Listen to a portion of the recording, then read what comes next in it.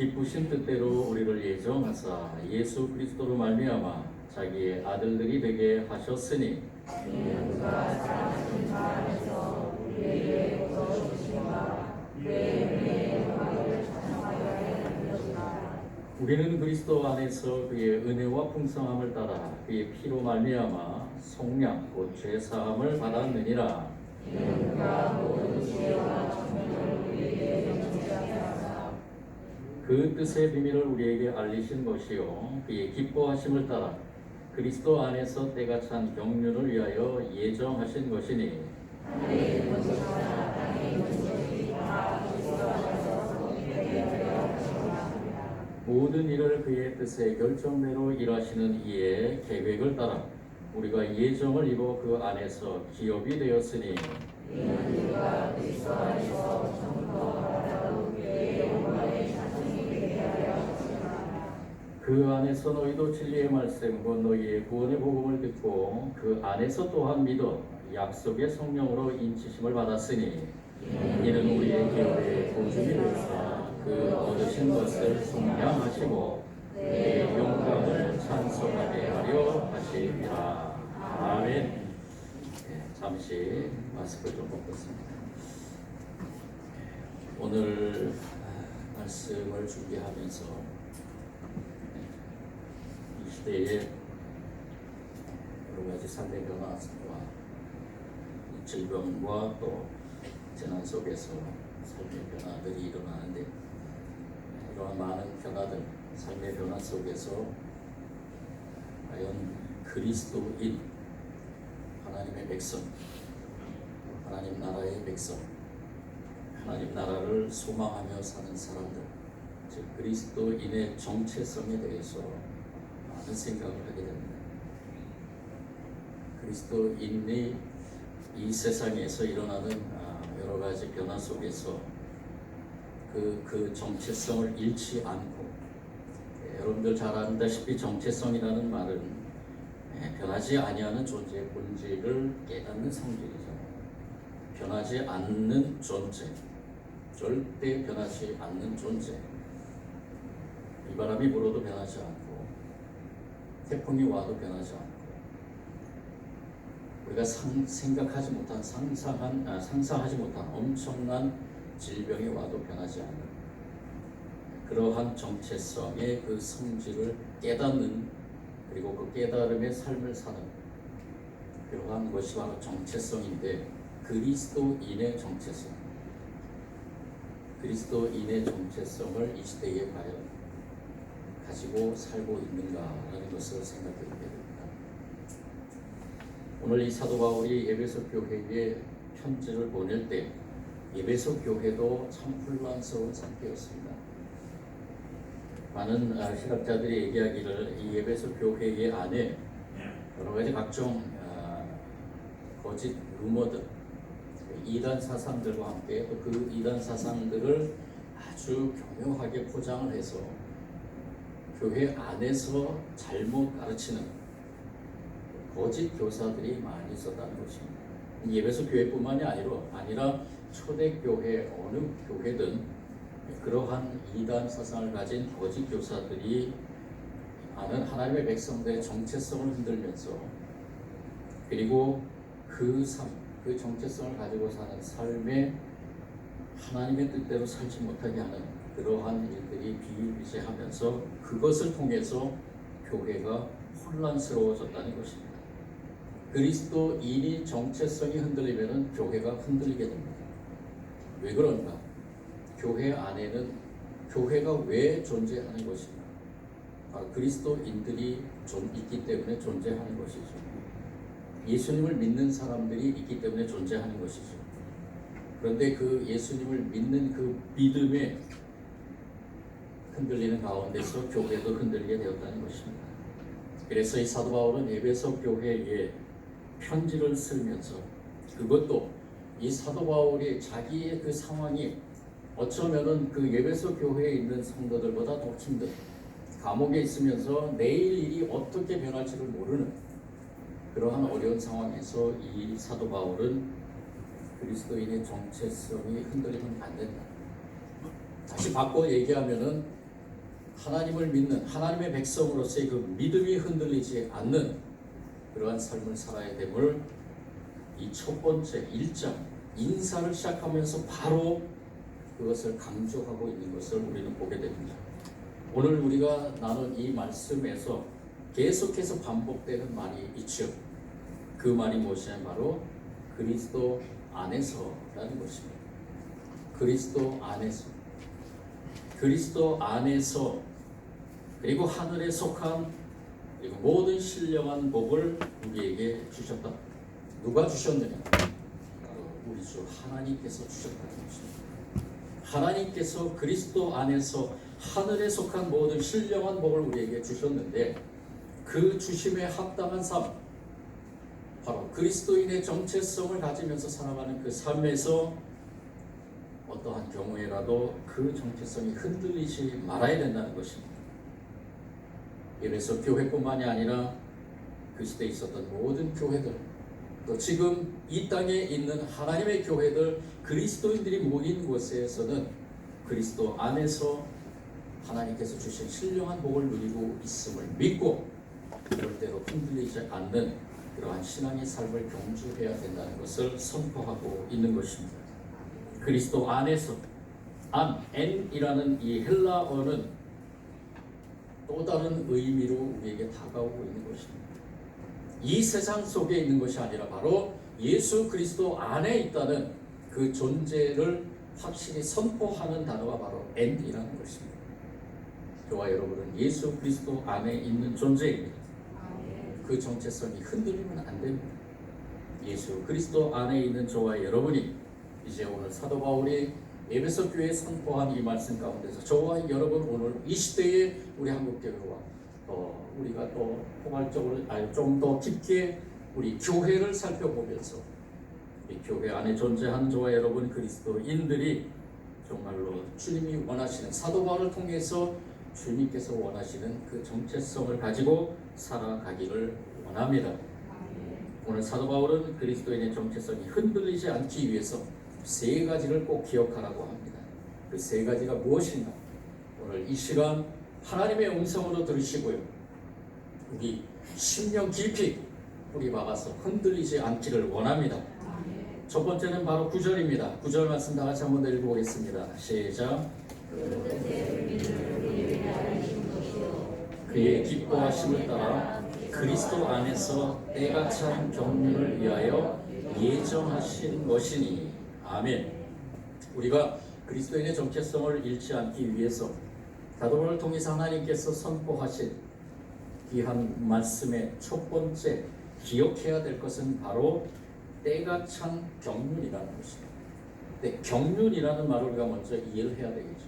이 경륜이라는 말은 무엇이냐? 오이코노미아, 헬라어로 오이코노미안이라는 이 말은 원래적인 의미가 관리라는 그러한 의미를 담고 있습니다. 관리, 무엇을 관리하다, 이러한 의미가 담겨 있는데, 이것을 우리가 영적으로 해석하자면은 하나님께서 자기 백성과 만물을 위하여 모든 일을 계획하시고 지배하시며 관리하신다라는 그러한 뜻으로 우리가 해석을 할 수 있습니다. 경륜의 그 주권은 누구에게 있느냐? 바로 하나님에게 있다는 것입니다. 근데 하나님께서 그 경륜을 누구에게 행하시느냐? 바로 저와 여러분 하나님의 백성들, 그리고 더 나아가서는 하나님의 백성들을 중심으로 한 하나님의 창조물까지 그 모든 만물을 위하여 하나님의 뜻대로 계획하시고 그 계획을 이뤄나가시는 지배를 하시며 그리고 관리를 하신다는 것이 바로 경륜이라는 것입니다.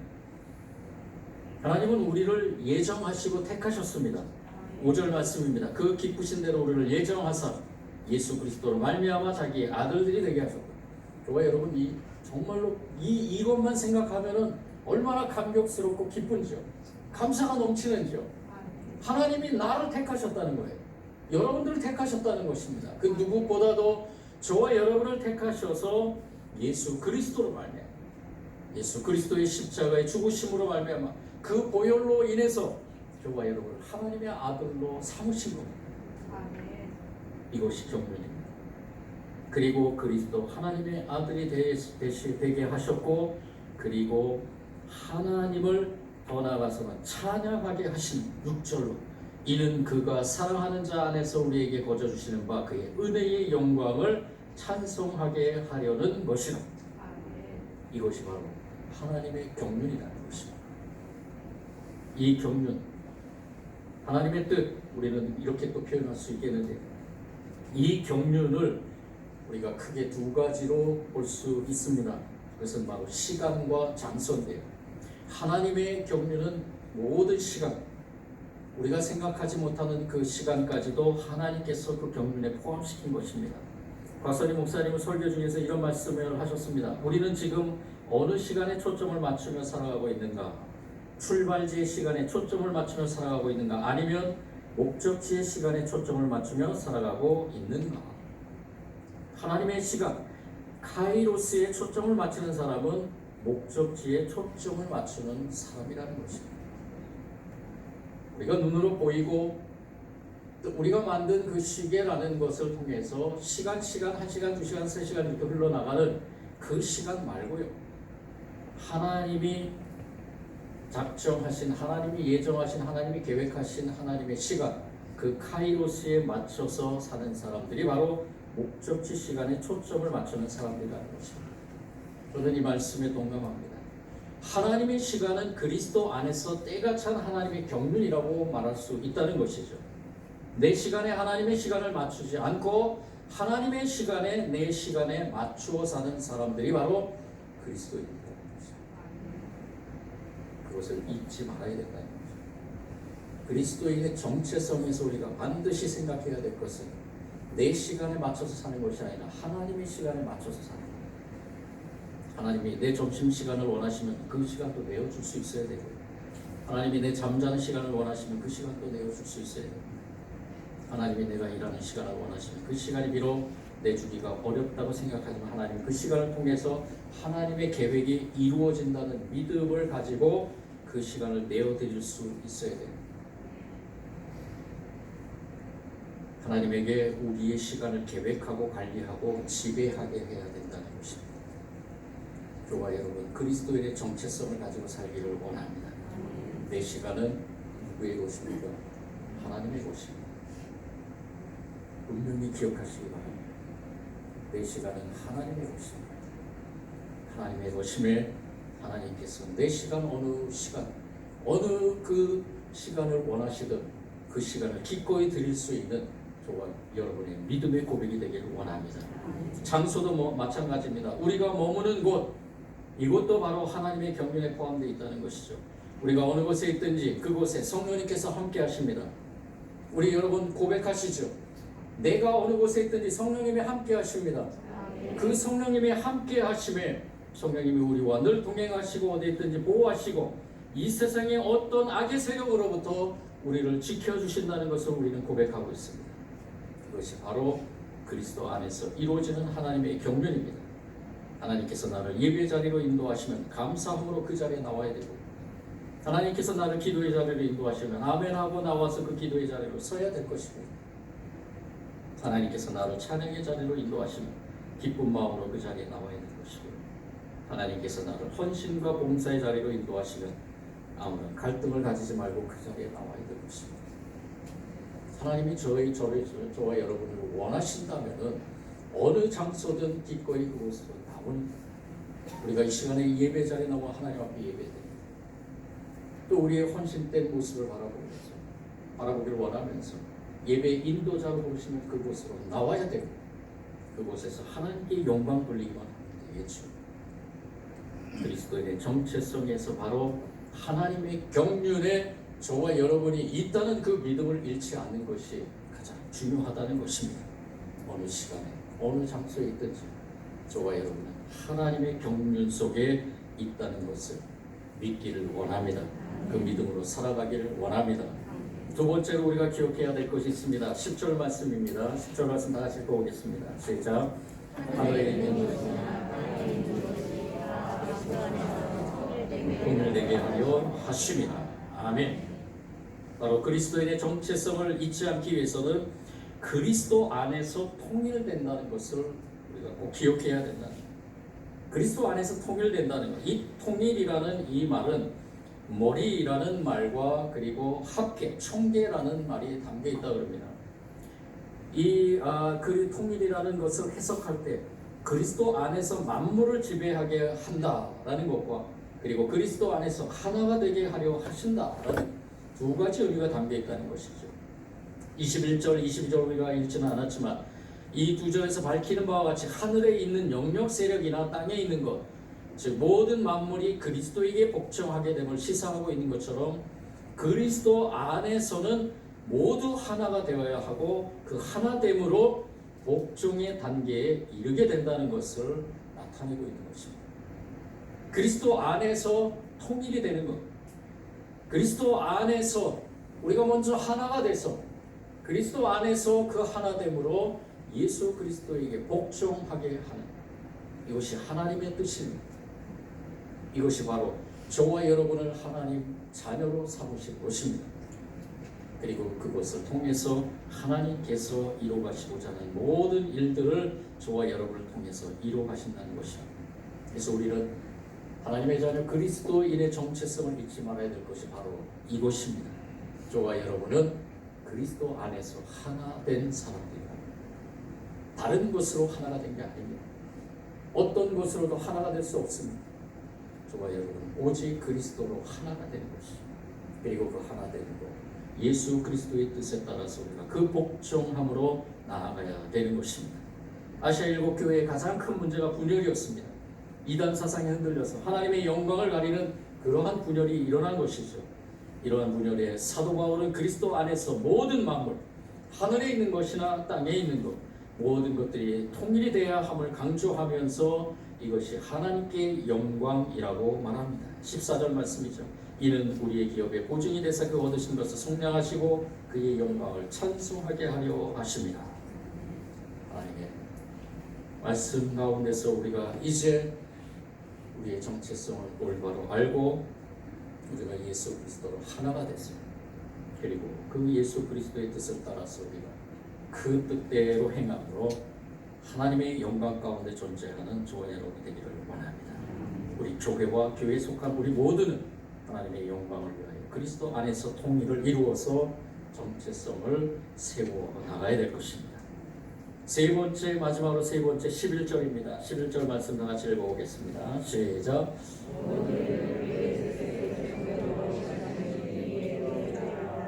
우리가 예정을 입어 그 안에서 기업이 되었으니. 아멘. 저와 여러분이 예수 그리스도 안에서 기업이 됐다. 즉 기업이 됐다는 것은 기업을 얻었다라는 겁니다. 소유했다라는 것입니다.